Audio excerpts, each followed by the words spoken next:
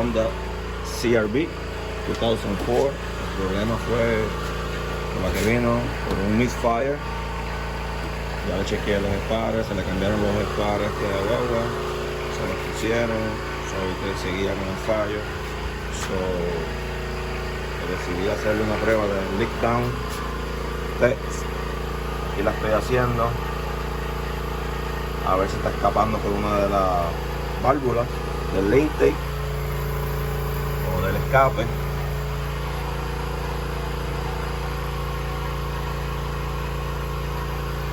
Vamos a chequear el escape, a ver si está saliendo por la parte de atrás.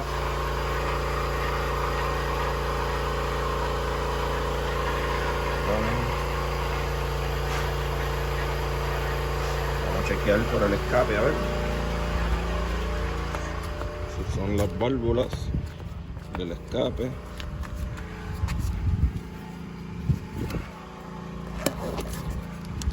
Miren cómo está el guante inflado. Sí, parece que tiene una válvula partida, un hoyo, o no está sellando bien. Y miren, aquí está el fallo.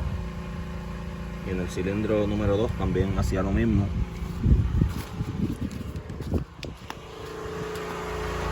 Este es el problema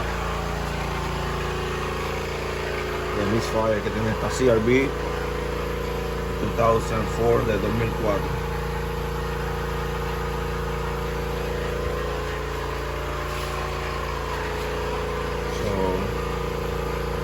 No le va a gustar esta noticia al dueño de este vehículo, que hace como 2 meses lo compró con este fallo. Supuestamente le dijeron que era los espares, que le cambiaron los espares y se le quitara, que se le iba a quitar el fallo. Pues no es así. Tiene válvulas que no están sellando bien.